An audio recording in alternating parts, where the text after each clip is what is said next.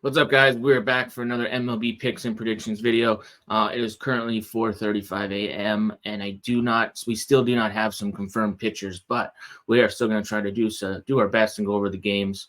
Don't forget to like and subscribe to the channel if you want more picks and predictions, parlays, player props, home run props, stuff like that. Don't forget to like and subscribe. We are going to go over some of the games. We're not going to go over all the games, but drop your MLB picks in the comments. We are going to look at a few games. Hopefully, obviously, things are better when pitchers are confirmed, when lineups are confirmed. It's better to have a little bit more info, obviously, before making bets. I obviously do like to know who's in the lineup and what pitchers are starting before I do bet on teams, obviously. But we will do what we can with the information we got. I don't want to waste you guys' time. So let's get into it. All right, the first game we're going to look at is the Angels that are heading to Cincinnati to play the Reds. The Reds are rested. The Angels are not. They just finished that series off against the Rays. They lost that last game 2-1. They left, batters on base. Was not too impressed with that game, as I did play the over there. So Tyler Anderson was supposed to be starting here, and Nick Lodolo. Now I'm seeing TBD on both sides. Like I said, it is 4:35 a.m. on Friday morning, so it is early still. The Angels 10-9 to the over this season. The Reds 12-9 to the over. When you look at this head-to-head series, 5-5 to the over as well. So 50-50 as well on both sides. But you look at the Reds, they've won 5 straight. And then before that, the Angels had won 5 straight. If it is Tyler Anderson, I don't know. If it is Tyler Anderson and Nick Lodolo, I do lean to Cincinnati here. The over was set at 8.5 earlier this morning. I've seen it's moved all the way up to 9 already. We do see some positive hitting conditions in Cincinnati, wind blowing out about 10 miles an hour. So I think I got to take the Reds here. They're rested. I would lean to the over as well. I think Nick Lodolo is a little bit better pitching option. I don't like what I've seen from Tyler Anderson last time out. And I just think the Reds can get to the Angels here in a no-rest really situation. So give me the Reds in that game. All right, the next game we're going to look at is the White Sox at Philadelphia. The weather in this one is kind of so-so. There's a slight chance of precipitation in the air, but low temperatures still in the high 50s to around 60 degrees. When you look at the pitching matchup here, you got Garrett Crochet going the lefty versus Spencer Turnbull. Crochet has been stellar to start his career here. He hasn't got the wins, but that's mostly due to the White Sox lack of offense. When you look at his strikeout numbers, he had 10 strikeouts in 4 2/3 innings last time in Cincinnati. That game started off slower, and then Cincinnati opened it up, kind of as I predicted would happen. And then 5 strikeouts in 5 innings before that, 8 and 7, 8 and 6. So he's been striking out more than one batter per inning. So he's absolutely been dealing when it comes to pitching. So obviously he could keep the White Sox close in this game. I can't really get to the White Sox yet, but I obviously can't lay this juice with the Phillies either. Spencer Turnbull on the other side, his last outing, he had only 3 strikeouts in 4 innings. He did give up 4 walks and a home run. Other than that, he's been pretty good. But I think in this one, I just got to go with the no runs first inning. When you look at the White Sox versus righties, they're batting like the low 200 average as a team. The Phillies do hit lefties better. You look at their last 5 games, the White Sox numbers dropped to even worse. Once hitting a 169 average. Phillies batting 250 versus lefties. So my only concern with the Nerfy obviously is getting it through top of this Phillies lineup. Anybody that doesn't know what the Nerfy is no runs in the first inning. Personally, I could see this one just starting a little bit slower, being like a lower scoring game. But it is Crochet making his first start in Philly, so anything can happen. But we see the total set at 8, so I'm gonna take the no runs first inning. I'm just not too fond on laying huge juice right now. Potentially could see this one open up a little bit later, third, fourth, inning kind of thing is again. But I'm just gonna go with the Nerfy in this matchup. All right, the next thing we're going to look at is the Nationals and the Astros. The Nationals host the Astros here. Astros had that really rough outing versus the Braves, where they got swept. They only put up 7 runs through those 3 games. They haven't been the greatest, but I mean, obviously the Braves are a much different team. But when you look at these two teams head to head, the Astros have won 6 of the last 10 meetings. They're 5-4-1 to the overs. So basically 50-50 as far as overs go. Justin Verlander making his first start of the season since he had to get rehabbed from, he was in AA and AAA, did a couple rehab starts. Weren't the greatest personally, but when you're looking at his strikeout numbers and how many runs he gave up in those leagues and those rehab starts. So I don't know how deep he's going to go into this game. Like, he might only pitch 3 or 4 innings and then get pulled. You got Mackenzie Gore, the lefty, on the other side. I will note that the Astros don't strike out a lot. They do hit left-handed pitching pretty well. They have a 290 average over the last 5 games versus left-handed pitching. But when you look at the Nationals, they also are hitting righties pretty well. They beat the Dodgers. They won 2-3 in that one, and including a 2-0 shutout in their last game in Dodger Stadium, which is pretty hard to do. So they're hitting righties about 260 over the last few games. Their bullpen has been fairly solid. You look at their bullpen, the Nationals have sub 3 ERA, given up four home runs and have saved 7 saves. Where you look at this Astros bullpen, 5.47 ERA, only have 1 save on the season, giving up 10 home runs and a 1.44 WHIP. So not what you want to see from a big name Astros team. Now, I wouldn't blame anybody for wanting to take the Astros here. The computer model does like the Astros, but I mean, you're laying minus 175 or somewhere around there with the Astros on the road, with Verlander, who could potentially only go a few innings, and then you have to go to this Astros bullpen. The Nationals have been all right. So I mean, the trends have the Nationals winning.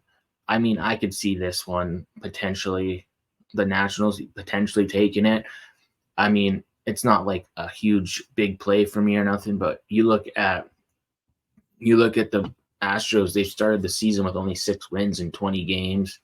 I mean, the Nationals aren't much better, but I think with how they played in that previous series and their bullpen being all right, I think I just got to take the Nationals plus 1.5 as a value spot instead of laying heavy juice with the Astros.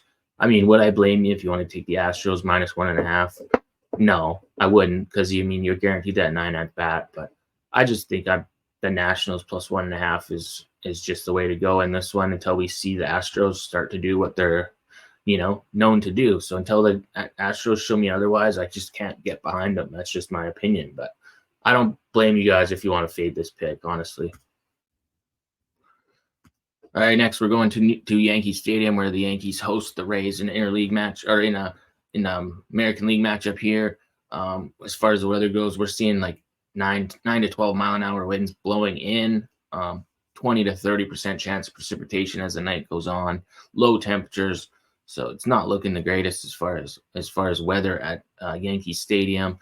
But you look at Clark Schmidt going here. It was supposed to be Tyler Alexander, the lefty, but who knows? The Rays are not on rest. They just played that 4-game series against the Angels. Now they got to go to New York. So they're the Yankees, or the Rays, are taxed as far as their bullpen goes, and as far as their starters and stuff. We've seen Isaac Paredes sit yesterday. He wasn't in the lineup in the morning, so that was kind of they rested him, obviously. When you look at this one, the Rays are still dealing with injuries, whereas the Yankees are fairly healthy. The Yankees have the bullpen advantage of being rested. You look at head-to-head, the Rays have won 6 of the last 10 meetings, 7-3-0 to the 7-3 to the over.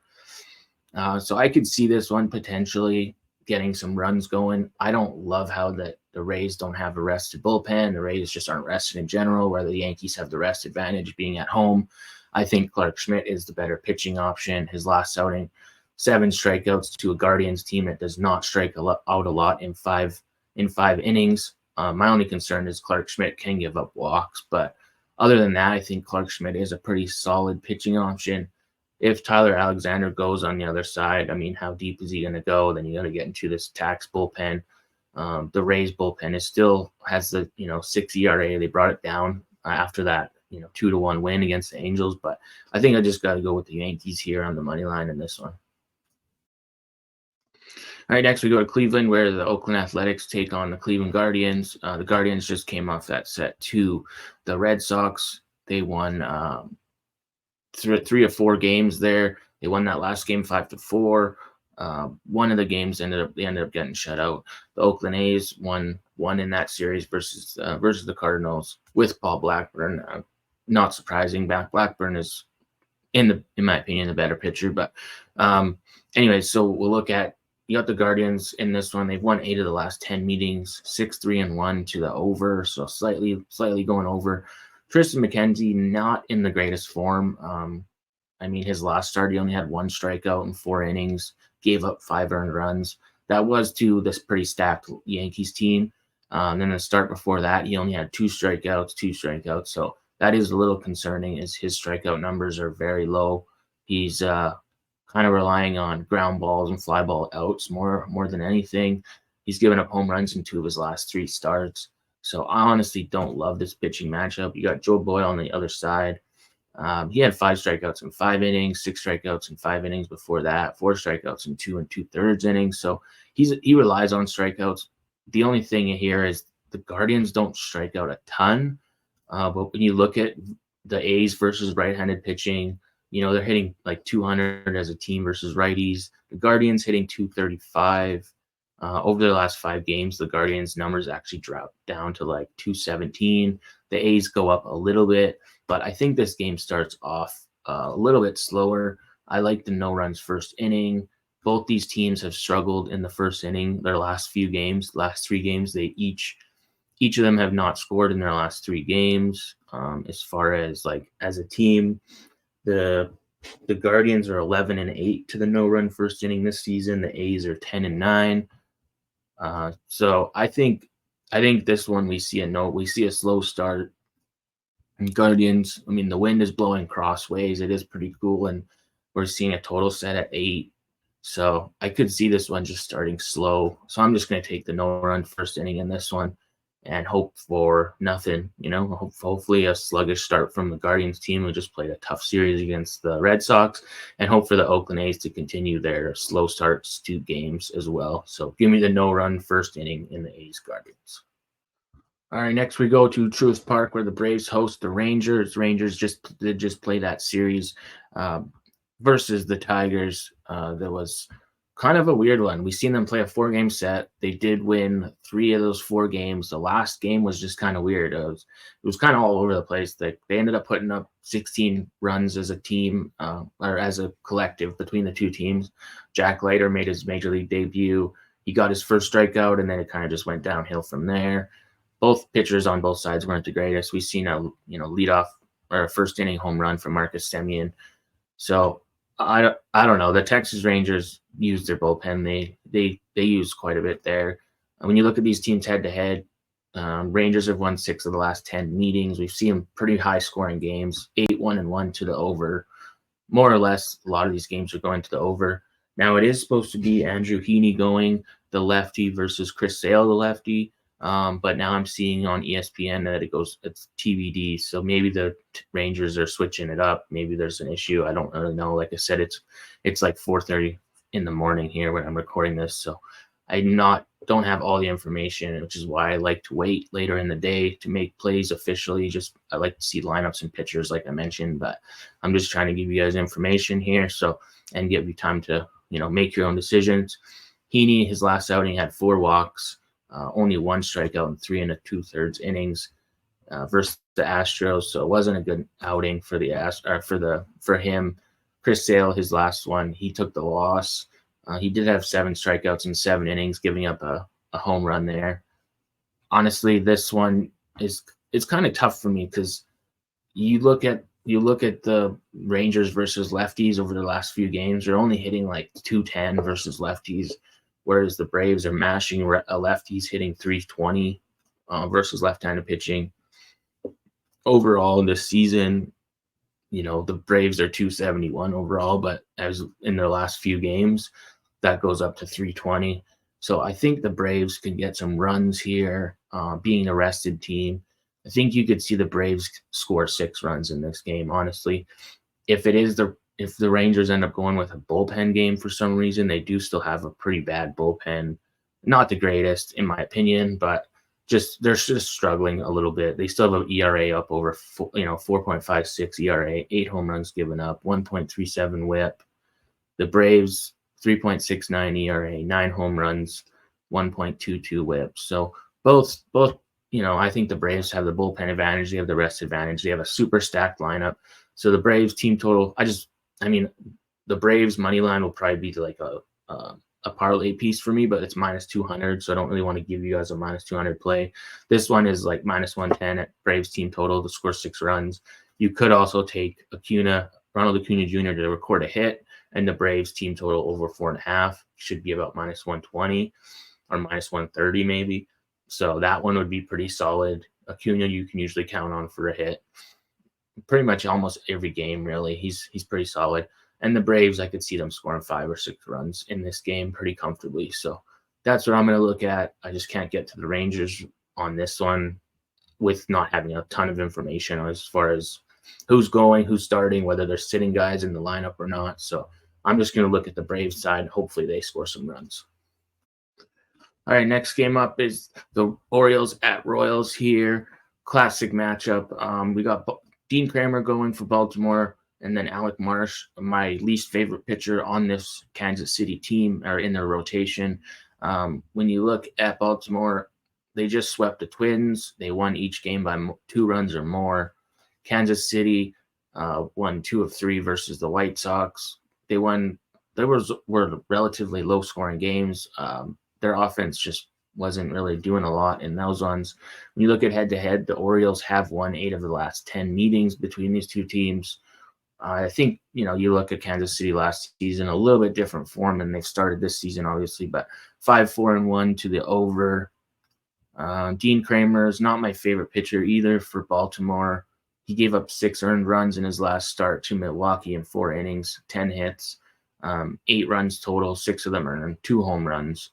Obviously, Milwaukee is a stacked team, but so is Kansas City, man. They can hit doubles and singles and steal bases and do lots of stuff like that. So I think, honestly, this one is fairly evenly matched. I could see the over being in play here. I did like it more at 8.5, but I would play it, obviously, still. I'd lean to it at 9. I think just these two pitchers can give up runs, and these two teams can hit lots of runs or hit lots. So I would take the over. The computer model likes the over as well. Slight lean to the, like an 8% edge there. So I lean to the over in the Royals-Orioles game. All right, next game up is the Twins hosting the Tigers. I'm not going to admit I don't love this game. Not my favorite, obviously. We are seeing it should be, I don't know, there's lots of unknowns still with it being early in the morning. Jack Flaherty, the righty, going against Joe Ryan. Joe Ryan he had 12 strikeouts in his last start in 6 innings, 7 strikeouts in 6 innings before that. Flaherty, 8 strikeouts in his last one, 6 1/3 innings. We've seen these teams just meet last week. As far as head-to-head, Detroit has won 6 of the last 10 meetings, 5-5 to the over. I think this one gets off to a slow start. When you look at these teams, as far as like strikeout rate, the Minnesota ranks 28th in the league as far as how they strike. They strike out a lot. Same with Detroit. I think there's going to be potentially lots of strikeouts in this one. As far as like first inning runs, Detroit ranks 17th as far as first inning runs scored. Minnesota ranks 28th. So both of these teams rank in the bottom as far as scoring in the first inning. So I could see this one getting off to a slow start, kind of being a little bit of more of a pitcher's duel, getting some strikeouts. The Tigers are kind of so as far as first innings. Nerfies go 9 and 10 on the season. The Twins are 7 and 10 on the season. So not my favorite Nerfie of the day, but I think that's what I would lean at. is just taking the no runs first inning in this one, hopefully for a pitcher's duel into pretty potent strikeout teams. As far as the weather, we're seeing like a pretty negative hitting environment. As far as home runs, it's still pretty cool. There is wind blowing straight out. That's my only concern, but the total is still set at 7.5. Like I said, not my favorite nerfy, not my favorite game in general, but I would lean to the no runs first inning. Honestly, I don't know what else I can really get to in this one. All right, next up, we are looking at the Brewers Cardinals here. Freddie Peralta should be the starter here going against Kyle Gibson. Kyle Gibson, not my favorite starter for St. Louis. Freddie Peralta, 11 strikeouts in 6 innings versus the Orioles in that 11-1 win. Pretty good for an Orioles team that doesn't strike out a ton. He gave up 1 home run. It was that solo shot.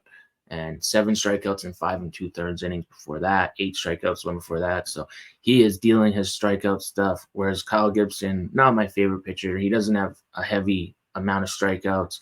He gave up 11 earned runs in his last 2 starts. Only had 7 strikeouts in 12 innings. Home runs in all 3 starts. He has given up 5 home runs already this season. To a Brewers team that is hitting 282 versus right-handed pitching. The Cardinals hitting 230 versus righties. Brewers struggled a little bit in that last series, but personally, I just think the Brewers are the better team here. They've won 6 of the last 10 meetings. I think the Brewers can get this one done. We're seeing a pretty short price here for the Brewers. The total set at 7.5. I think it's for good reason. The only thing is these teams know each other quite a bit. These batter versus pitchers as far as matchups. I mean, you got Arenado has 4 home runs versus Peralta in 25 at-bats. William Contreras has 2 home runs in 21 at-bats. Goldschmidt has 2 home runs in 24 at-bats. Adames has a home run. Sanchez has 2 home runs in 11 at-bats. So both these teams kind of know each other, know these pitchers. So I'm just got to go with the Brewers in this one. I think they're just the better team. They're hitting better. I don't really love this Cardinals team, but I think this matchup favors the Brewers. I think the Peralta is the better starting pitcher here. So give me the Brewers on the money line in this one. All right, next game up is the Rockies hosting the Mariners. These are 2 heavily strikeout-prone teams. The Rockies are really bad on the road, but at home they're actually much better. The Rockies just get swept by the Phillies. Kind of no surprise. They lost 2 of 3 in Toronto. Not really any surprise there. They did win that first game 12-4. Gosman got absolutely rocked in that one. And then you look at the Mariners. They actually swept the Reds in the last series at home, and then lost 2 of 3 versus the Cubs. So this one, honestly, not my favorite game. When you look at these 2 teams head-to-head, the Mariners have won 6 of the last 10 meetings, 3-7 to the under. I don't know, man. Emerson Hancock is not – he's – the kind of the rookie in a sense. He had 4 strikeouts in 6 innings pitched versus Chicago in that loss in his last start. Dakota Hudson, not my favorite pitcher either. He had 5 strikeouts in 6 innings pitched, gave up 5 earned runs in that 5-3 loss to the Blue Jays. But then he was a little bit better. They lost by 1 in Tampa Bay. I don't know. This one's so hard for me. Not my favorite game. Looks like there is some weather issues. I would lean to the Rockies plus the 1.5. They are 4-2 on this versus the spread at home so far this season, but this is not my favorite game whatsoever. So I'm just all right. Next game up is Padres Blue Jays. Padres hosting the Blue Jays. The Blue Jays come in this one. Looks like they're going to start Yimi Garcia. His first start was not bad. He got 6 strikeouts in 3 2/3 innings. Gave up a home run, 2 walks. And that 5-3 Blue Jays win. Then you got Matt Waldron, the righty, on the other side. He's been all right this season. Nothing spectacular. He's given up 1 home run in 3 starts, so that's good. He did give up 4 walks his last outing, which is kind of concerning, but his strikeout numbers aren't bad. When you look at these 2 teams head-to-head, they're 5-5 in the last 10 meetings, 7-3 to the over. You look at the Blue Jays. I mentioned how in previous videos how the Blue Jays are just struggling versus righties. It is true as a whole versus like the team as a whole, looking at the whole season. But you look at their last 5 games, their numbers have gone up. They're hitting 269 versus righties over the last 5 games. whereas the Padres are hitting 278 over the last 5 games. So, I mean, we got Genesis Cabrera, Tim Maiza on slight rest as far as their bullpen goes, but they did get Jordan Romano back as far as the Blue Jays go. So that's definitely a boost for the Blue Jays. You look at the Padres, their bullpen is pretty much rested. Padres being at home, I think they have just a little bit better lineup. I don't know. I don't love this Blue Jays team still. I had the Yankees in the last game versus the Blue Jays. The Blue Jays were up 4-1, and their bullpen blew it. So there's two trends here. The Padres have won 8 straight as favorites versus the American League, and the Blue Jays have covered covered the run line as road underdogs, so +1.5 against the National League 7 times in a row. So I mean, this could be a close game, but I'm going to take the Padres on the money line in this one. All right, we're almost done here. Going to Dodger Stadium now, where the Dodgers host the Mets. Sean Manaea, the lefty, going versus Yoshinobu Yamamoto, the righty. Yamamoto in his last outing, his strikeout numbers are good. He did give up 2 home runs in his last start. That was to a pretty stacked Padres lineup.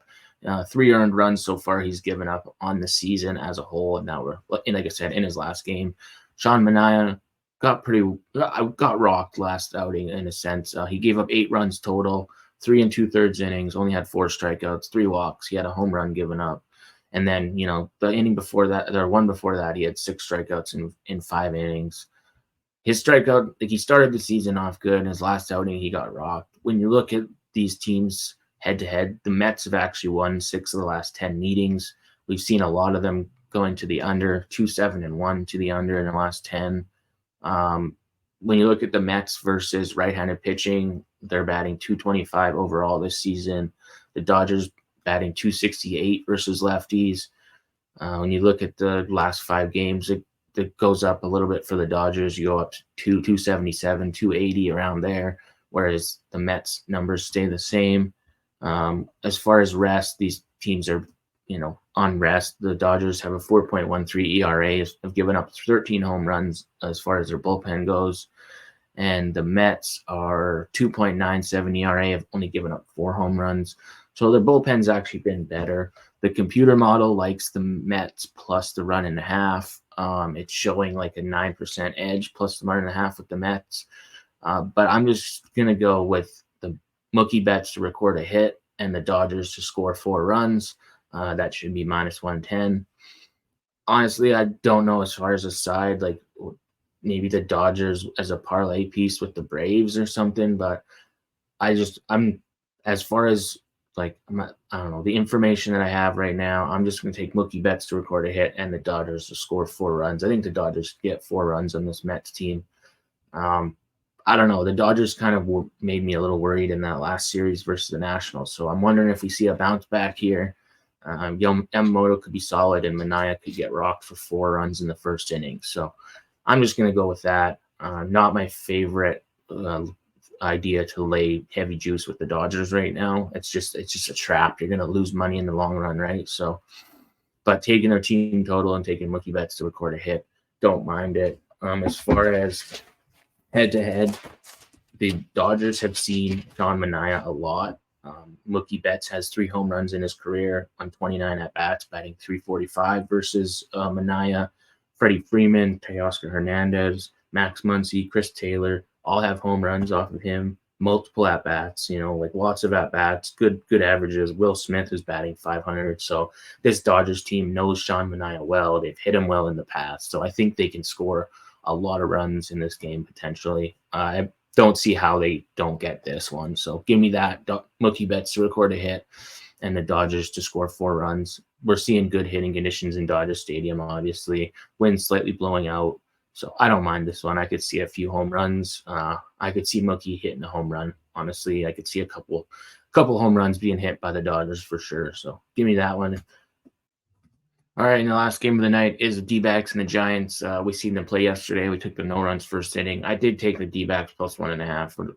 Should have just played the Nerfy, and that was it. So we ended up finished 2-2 yesterday. But D-backs got shut out 5-0 yesterday. You look at this one, it should be the battle of the lefties. Blake Snell for the Giants, Jordan Montgomery for the D-backs. This could change. I've seen some lines of some places announce TBD for the D-backs. So this is not my favorite game. The D-backs are hitting lefties really well. 324 average over the last few games here, whereas the Giants hitting 234. Still, obviously, the D-backs bullpen on no rest. Really, I kind of just want to play the Nerfy. I don't love this one because the D-backs are one of the top scoring first inning teams in the league right now. So it does kind of make me nervous. I kind of lean to the D-backs in this one. This is not my favorite game at the moment. Blake Snell can actually give up lots of walks. He's still getting started with this new team. So he gave up 7 earned runs his last outing to Tampa Bay, 4 strikeouts in 4 innings.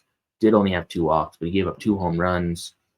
The time before that, he lost to the Nationals, had 5 strikeouts in 3 innings, gave up 3 earned runs. So his first two starts have not been great. Jordan Montgomery just kind of got picked up, so this is going to be his first start with Arizona, so I don't know what to expect from him. So honestly, I might not even touch this game at all. Head-to-head, the Giants have won 6 of the last 10. We've seen 2-6-1 to the under. I don't know. I don't love this game. I lean to the D-backs, so on the money line, but not my favorite game. All right, that's it. That's all I got for you guys. Drop your MLB picks in the comments below. Don't forget to like and subscribe if you like this channel, you like this content, you want more trends, props, picks, whatever. This is a long video. It's past the 31-minute mark, 32 minutes now. So if you guys made it this far, I appreciate you. Please like and subscribe, and I'll see you guys in the next video. Don't forget to drop your MLB picks in the comments.